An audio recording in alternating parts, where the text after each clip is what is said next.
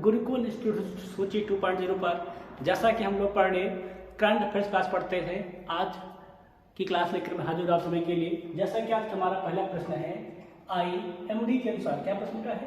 IMD के अनुसार जून सितंबर अवधि के लिए 50 साल की औसत वर्षा क्या है? क्या अभी रिपोर्ट आई है, रिपोर्ट IMD की जो रिपोर्ट आई है उसके अनुसार जून सितंबर अवधि के लिए 50 साल की औसत वर्षा कितनी बताई गई है?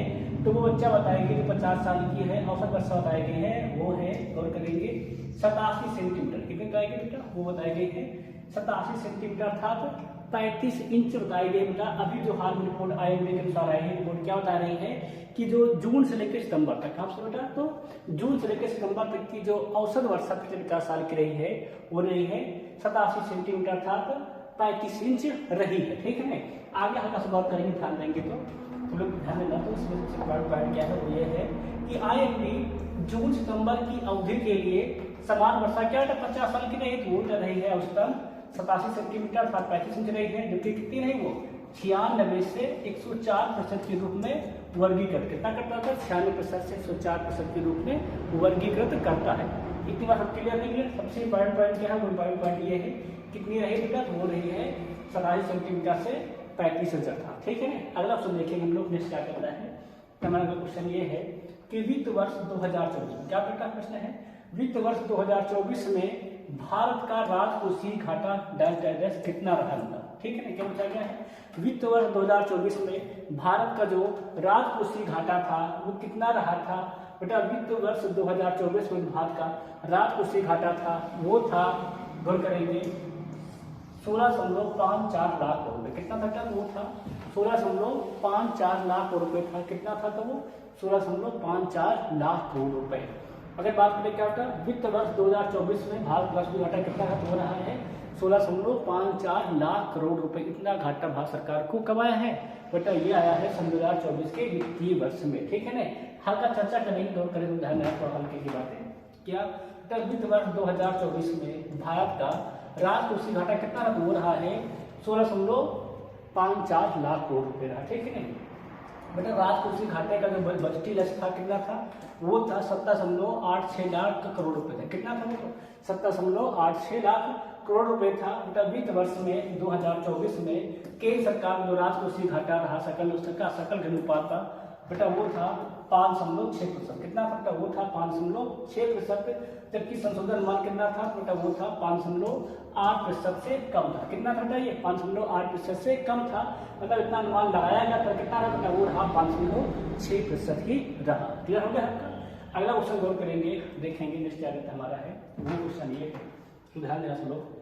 राष्ट्रीय सांख्यिकी कार्यालय NSO, क्या था? राष्ट्रीय सांख्यिकी कार्यालय नेशनल स्टैटिक ऑर्गेनाइजेशन द्वारा जारी सकल घरेलू उत्पाद GDP वृद्धि के अंतर्गत अनुमानों के अनुसार वित्त वर्ष 24 में भारतीय अर्थव्यवस्था डैश डैश दर से बढ़ रही। क्या होता? राष्ट्रीय सांख्यिकी कार्यालय द्वारा जारी सकल घरेलू उत्पाद GDP के अंतिम अनुमान के अनुसार वित्त वर्ष 2024 में भारत की अर्थव्यवस्था की दर से बढ़ रही है बेटा। वो दर है, गौर करेंगे, उस दर का मान है 8.2। कितना बढ़ रही है? 8.2%। क्या बेटा? इधर से बढ़ रही है। ठीक है ना, क्या करेंगे वित्त वर्ष 2024 में भारतीय अर्थव्यवस्था कितने से बढ़ रही है बेटा? बढ़ रही है 8.2 की दर से बढ़ रही है। इसकी रिपोर्ट बेटा ये है NSO की रिपोर्ट है। क्या रिपोर्ट अनुसार है बेटा? तो भारत की अर्थव्यवस्था 2024 में कितने दर से बढ़ रही है बेटा? वो 8.2% की दर से आगे बढ़ रही है। राष्ट्रीय सांख्यिकी कार्यालय NSO द्वारा जारी सकल घरेलू उत्पाद GDP वृद्धि के अंतर्गत अनुमानों के अनुसार मार्च तिहाई में, क्या था? मार्च तिहाई में भारत की अर्थव्यवस्था में 7.8% क्या बेटा हुई है? वृद्धि हुई। कितनी वृद्धि बेटा हुई? तो 7.8% बेटा वृद्धि हुई है क्या? GDP में। अगला और करेंगे, ध्यान देंगे, इसमें क्या हमारा बेटा वो है भारतीय वायुसेना की टुकड़ी बहुराष्ट्रीय अभ्यास। क्या था? भारतीय वायुसेना टुकड़ी बहुराष्ट्रीय अभ्यास में भाग लेने के लिए अलास्का पहुंची। अभ्यास का नाम क्या? क्या था बेटा? भारतीय वायुसेना की टुकड़ी जो अभी अलास्का में युद्ध अभ्यास के लिए वहां पहुंची हुई है बेटा, उस अभ्यास का नाम क्या है? इसके लिए मतलब भारतीय सेना टुकड़ी अलास्का पहुंची है, उसका नाम क्या है? बेटा उसका नाम जिसके लिए भारतीय टुकड़ी, सेना टुकड़ी, वायुसेना टुकड़ी में बहुराष्ट्रीय अभ्यास के लिए भाग लेंगे बेटा अलास्का पहुंची, उसका नाम है रेड फ्लैग 24। क्या नाम है तो बेटा उसका नाम है रेड फ्लैग 24 है। रेड फ्लैग 24 के लिए भारतीय वायुसेना की टुकड़ी अलास्का पहुंची। कहाँ पहुंची है बेटा वो अलास्का जाकर पहुंच गई है। ठीक है ना, आओ हल्का चर्चा कर लेते हैं, ध्यान रखते हैं, तो गौर करना हल्की सी बात है। क्या बेटा रेड फ्लैग 24 बहुराष्ट्रीय अभ्यास 30 मई से कब तक ये 14 जून तक आयोजित किया जाना है। ठीक है ना, रेड फ्लैग अभ्यास 2 सप्ताह का उन्नत हवाई युद्ध प्रशिक्षण अभ्यास। क्या होता है बताइए, है 2 सप्ताह का उन्नत हवाई युद्ध प्रशिक्षण अभ्यास। ठीक है ना बेटा, गौर करेंगे बेटा IL-70 air to air refueller भारतीय वायुसेना का राफेल लड़ाकू विमान और C-17 परिवहन विमान इस अभ्यास में भारत तरफ से भाग लेंगे। क्यों भाग लेंगे तो IL-70 air to air refueller भारतीय वायुसेना का राफेल लड़ाकू विमान और C-17 परिवहन विमान इस अभ्यास में क्या देख लेंगे, भाग देंगे। ठीक है ना, आराम से देखेंगे हम लोग क्या है।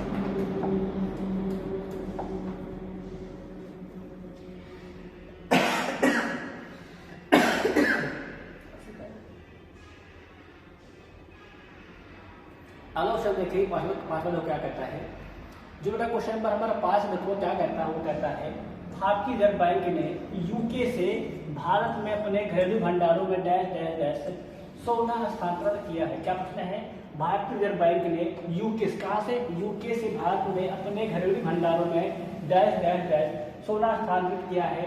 तो भारत ने अपने घरेलू भंडारों में यूके से कितना सोना हस्तांतरित किया है बेटा, वो है गौर करेंगे, वो है 1600 टन। कितना टन, वो है 100 टन सोना भारत ने यूके से अपने क्या, अपने घरेलू भंडारों में स्थानांतरित किया है। कितना बेटा, वो है 100 टन है। ठीक है ना, अगला देखेंगे हम खाता कर लेते हैं। तो बताइए 1991 बाद क्या था, 1991 बाद पहली बार भारतीय रिजर्व बैंक ने लॉजिस्टिक और भंडारण कारणों से यूके से, कहा बेटा यूके से 1 लाख किलोग्राम से अधिक सोना भारत में क्या किया है, स्थानांतरित किया है। गौर करने की क्या बेटा, तो 1991 के बाद भारतीय रिजर्व बैंक ने क्या लॉजिस्टिक और भंडारण कारणों से यूके से 1 लाख किलोग्राम से अधिक सोना क्या भारत में का स्थानांतरित किया है।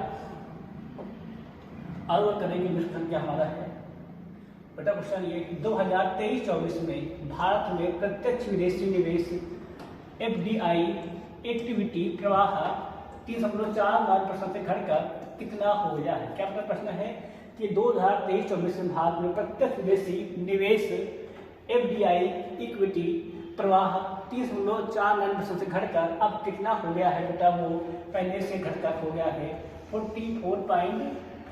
कितना बताओगे बेटा, हो गया है 44.42 मिलियन अमेरिकी डॉलर। कितना है 44.42 बिलियन अमेरिकी डॉलर बेटा हो गया है। मतलब अब घट गया है, पहले बेटा होता था 47.8 है, अब कितना हो गया, अब घटकर हो गया है 44.42 मिलियन अमेरिकी डॉलर। कितना दस बेटा घटा है बेटा, ये घटा है 3.49 दस बेटा, ये घट गया है।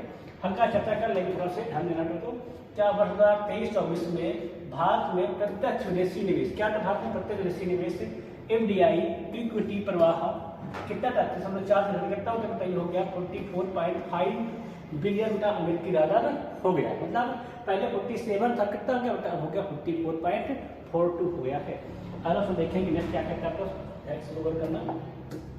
क्वेश्चन ये है, चीन के चांद 6 मिशन का मुख्य उद्देश्य क्या है? तो क्या चीन का चांद मिशन गया है, चांद पर कहाँ गया मिशन? चांद मिशन गया है। तो चीन के चांद 6 मिशन का उद्देश्य क्या है? तो चीन के चांद 6 मिशन का जो उद्देश्य है वो है क्या? चंद्रमा के सुदूर हिस्से से दुनिया के पहले चट्टानों और मिट्टी के नमूने प्राप्त करना। क्या था? चंद्रमा के सुदूर हिस्से से क्या दुनिया के पहले चट्टानों का और मिट्टी के नमूने प्राप्त करना। ये क्या? चीन के चांद 6 का मिशन, ठीक है ना? क्या बेटा है? चंद्रमा के सुदूर हिस्से से, बेटा बहुत दूर हिस्से से, हाँ कोई मतलब लैंड नहीं किया बेटा, वहां से क्या दुनिया के पहले चट्टान और मिट्टी के नमूनों को प्राप्त करना। ये क्या बेटा? चांद 6 मिशन का उद्देश्य है। सब लोग से ध्यान देंगे तो क्या था? चीन ने पहले चट्टान और मिट्टी के नमूने प्राप्त करने के लिए क्या उद्देश्य है? 2 जून, क्या था? 2 जून 2024 को चंद्रमा के सुदूर हिस्से पर एक मानव रहित अंतरिक्ष यान चांद 6 तारा, क्या था? चांद 6 तारा गौर करेंगे कब बता रहा था? ये 2 जून 2024 को क्या चंद्रमा से सुदूर स्थित तारा है, मानव यान द्वारा है। कौन का नाम? नाम इसका चांद 6 तारा। क्या था नाम इसका? चांद 6 है। अगला क्वेश्चन देखेंगे, बोला क्वेश्चन है। क्वेश्चन ये है, अमित पंघाल ने किस श्रेणी में अपना ओलंपिक कोटा हासिल किया? क्या प्रश्न है? अमित पंघाल ने किस श्रेणी में अपना ओलंपिक कोटा हासिल किया? मतलब जो अमित पंघाल बेटा है, ठीक भारतीय है बेटा, उन्होंने किस श्रेणी में अपना ओलंपिक कोटा हासिल किया है? बेटा जो अमित पंघाल है, इन्होंने बेटा ओलंपिक में पुरुषों की 51 किलोग्राम, क्या बेटा? पुरुषों बेटा 51 किलोग्राम श्रेणी में ओलंपिक कोटा में अपना हासिल कर लिया है। कब बेटा? तो बेटा अमित पंघाल ने किसी ने मदद किया बेटा, तो इन्होंने पुरुषों की 51 किलोग्राम श्रेणी में क्या बेटा अमेरिकी में अपना पेरिस में होने वाले ओलंपिक में क्या बेटा अपना कोटा हासिल इन्होंने कर लिया है। और बेटा कर लेंगे, ध्यान देना बेटा। तो बेटा ये जो है मुक्केबाज है अमित पंघाल, ठीक बेटा। इनके साथ कौन? इनके साथ बेटा भारतीय मुक्केबाज जैस्मिन लंबेरिया और क्या बेटा अमित पंघाल ने क्या बेटा पेरिस में ओलंपिक के लिए क्या कर लिया है? क्वालिफाई कर लिया बेटा। अमित पंघाल का बेटा है, उनका नाम है जैस्मिन लंबेरिया। तो बेटा अमित पंघाल दोनों में क्या बेटा मुक्केबाजी में पेरिस ओलंपिक में क्या बेटा अपना कोटा हासिल इन्होंने कर लिया है। अब बेटा बात करें अन्य भारतीय का क्वालिफायर है जो बेटा, ठीक है ना बेटा। इसके पहले बेटा 4 भारतीय मुक्केबाज में क्या था? इन्होंने भी ओलंपिक पेरिस ओलंपिक में क्वालिफाई कर लिया। कौन कौन बेटा? बेटा उनके नाम है निशांत देव, निखिल जरीन, प्रीति पवार और टोक्यो ओलंपिक की क्या बेटा काट विजेता लवलीना बोरगोहेन। क्या बेटा? लवलीना बोरगोहेन, निशांत देव, निखिल जरीन, प्रीति पवार और ठीक है नहीं बेटा ये 4 लोग क्या 4 मुक्केबाज हैं। क्या बेटा इन्होंने भी पेरिस ओलंपिक बेटा इन्होंने भी अपना कोटा हासिल कर लिया है। कौन कौन? तो 6 लोग हो गए। कौन कौन बेटा हो गए? 2 मुक्केबाज जैसे लंबेरिया, अमित पंघाल, बेटा क्या 4 मुक्केबाज, ठीक है ना। तो 2 बेटा 2 ये 2 मुक्केबाज हैं, ठीक है ना।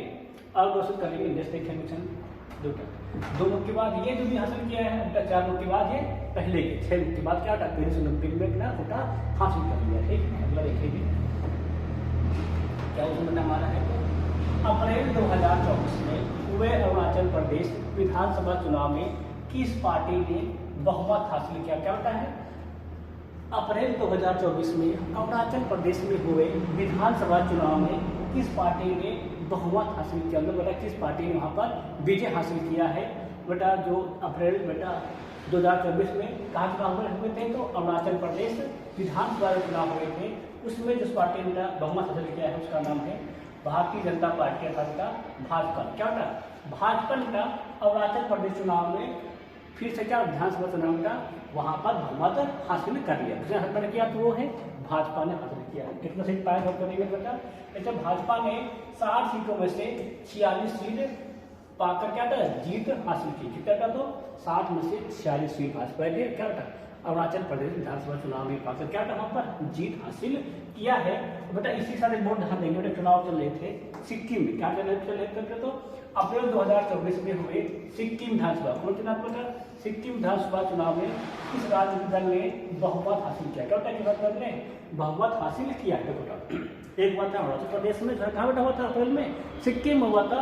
सिक्किम में किसने हासिल किया था बहुमत बेटा, सिक्किम में तो बहुत बड़ी के जीते थे, उनका नाम था सिक्किम क्रांतिकारी मोर्चा। क्या उनका नाम था, उनका नाम है सिक्किम क्रांतिकारी मोर्चा SKAM में। क्या था SKAM बेटा ने वहाँ पर क्या किया, वहाँ पर इन्होंने बहुमत हासिल किया था सिक्किम विधानसभा चुनाव में। कौन SKAM बेटा, सिक्किम क्रांतिकारी मोर्चा ने क्या वहाँ पर बहुमत हासिल किया है इस अप्रैल 2024 के विधानसभा चुनाव में, ठीक है ना। इन्होंने बहुत अच्छा हासिल किया। क्या था SKAM ने बेटा 32 में से 31 सीट जीती बेटा SKAM ने सिक्किम में 32 में से 31 सीट पर विजय हासिल की। जबकि क्या बेटा डेमोक्रेटिक फ्रंट ने क्या, सिक्किम डेमोक्रेटिक फ्रंट ने SDF ने केवल एक सीट पर ही विजय हासिल की। हालांकि दो पार्टी लड़ रही थी, कौन कौन, एक बेटा SKAM थी, एक कौन थी, एक SDF थी। तो SKAM बेटा वहाँ पर 32 में से 31 सीट जीती और SDF ने बेटा वहाँ पर एक ही सीट हासिल की, ठीक है ना। ये क्या बेटा, ये थे आज हमारे 10 प्रश्न। आज बेटा हमारा विशेष टॉपिक है वो है अग्निकुल कासमास। क्या बेटा हमारा टॉपिक आज विशेष टॉपिक बेटा वो है अग्निकुल कासमास है। आज हम लोग अग्निकुल कासमास के बारे में जानेंगे, चर्चा करेंगे। ध्यान में रखो, सबसे बड़ी बात क्या है तो अग्निबाण SORTV रॉकेट सफल लॉन्चिंग हो गई। क्या सफल लॉन्चिंग कर दी गई हाल ही में। तो इसे बनाने वाली कंपनी का नाम क्या है तो अग्निकुल कासमास प्राइवेट लिमिटेड। क्या था बताइए, प्राइवेट कंपनी का नाम क्या है तो अग्निकुल कासमास प्राइवेट लिमिटेड। तो ये क्या है तो अग्निबाण SORTV रॉकेट लॉन्च किया, ठीक है। तो इस कंपनी का हेडक्वार्टर कहाँ है, हेडक्वार्टर है IIT मद्रास में। कहाँ पे आता है, इस कंपनी जो हेडक्वार्टर है कहाँ है, ये बेटा है IIT मद्रास में है।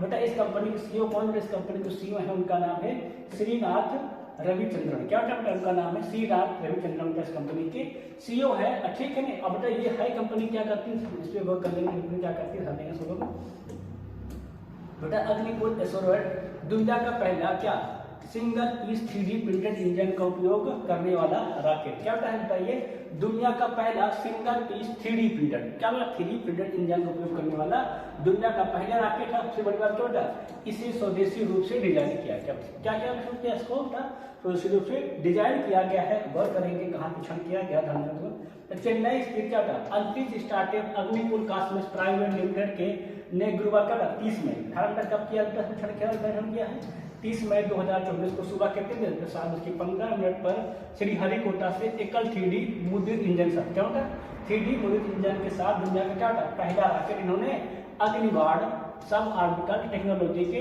डेमोस्ट्रेटर, ठीक है ना, से लॉन्च किया। कहाँ पर लॉन्च किया स्टार्ट किया गया है अग्निबाण सब ऑर्बिटल टेक्नोलॉजी डेमोस्ट्रेटर पे इसको लॉन्च किया गया, ठीक है ना बेटा। और ध्यान देंगे सबसे बड़ी बात क्या है अग्निबाण का SORTV जो अग्निकुल द्वारा स्थापित किया गया है बेटा, इसको धनुष नामक एक क्या था निजी लॉन्च पैड से क्या था निजी लॉन्च पैड से भारत का पहला बेटा क्या है परीक्षण स्थान है बेटा, ये भारत का निजी लॉन्च पैड है, ठीक है ना बेटा। यह भारत का पहला अर्ध प्रायोजनिक इंजन क्या था पहला अर्ध प्रायोजनिक इंजन संचालित रॉकेट लॉन्च और दुनिया का क्या पहला सिंगल पीस 3D क्या था पहला single piece 3D printed engine है जिसे स्वदेशी रूप से डिजाइन और निर्मित किया गया। सबसे बड़ी बात सबसे इंपॉर्टेंट बात क्या होता है तो ये है बेटा कहाँ से किया गया है तो ध्यान रखना इसको धनुष नामक ठीक एक निजी लॉन्च पैड से किया गया है।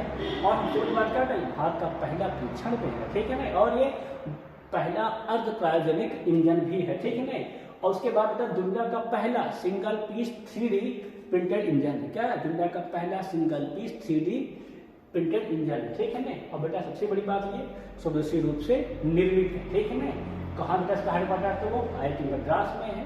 कब का लॉन्च किया गया 30 मई 2024 को सुबह श्रीहरिकोटा से इसको लॉन्च किया गया, ठीक है ना बेटा। ये क्या था ये हमारा आज जो सबसे इम्पोर्टेंट टॉपिक था क्या था वो था अग्निकुल कासमास। इसके CEO कौन है, हेडक्वार्टर कहाँ है, कंपनी का पूरा नाम क्या है और बेटा कौन सा रॉकेट ने लॉन्च किया है और बेटा कहाँ से लॉन्च किया गया है और उसके किस लॉन्च प्रोसेस को लॉन्च किया गया इसमें सारी जानकारी है। और बाकी आज क्लास हमारी यहीं तक, कल हम फिर मिले इसी टाइम से, तब तक आप सभी से जय हिंद जय भारत।